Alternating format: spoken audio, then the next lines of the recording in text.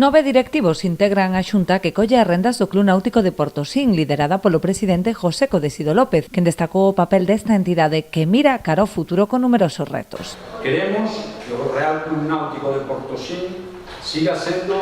un lugar do que sentirnos orgullosos, un punto de encontro para varias xeracións e unha referencia para toda Galicia, porque o noso maior patrimonio non son os pantaláns nin os edificios, son as persoas que lle dan vida ao club cada día.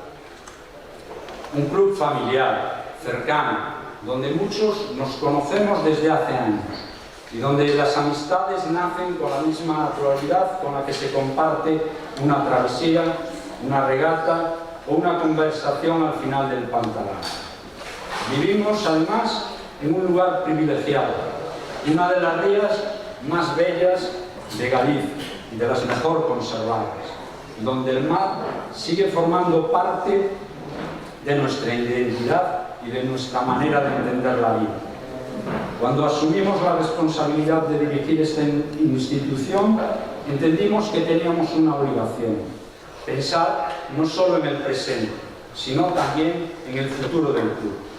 Por eso hemos comenzado a trabajar en un plan estratégico que será presentado a los socios para su debate, mejora y aprobación. O segundo de a bordo será Fernando González, que asume a vicepresidencia coa experiencia herdada do seu papel como presidente da entidade exercido entre os anos 2010 e 2016. Completan a lista o abogado Juan Concheiro como secretario e asesor xurídico, Miguel Reboreda, que exercerá de Comodoro, e Ana Martínez como tesoureira. As vogalías serán ocupadas por Marcos Fernández como responsable da Escola de Vela, Xaquín Fernández, que asumirá os labores de comunicación, Pablo Reboreda, vogal de eventos e tenda náutica, e Pablo Oliver, responsable de pádel, gimnasio e apoio en eventos sociais. Ademais da presentación da directiva, o acto celebrado esta fin de semana serviu para inaugurar o novo servizo de hostalería e restauración, que baixo o nome de Salitre ofrecerá unha proposta gastronómica baseada no produto local e na cociña sinxela e ben elaborada.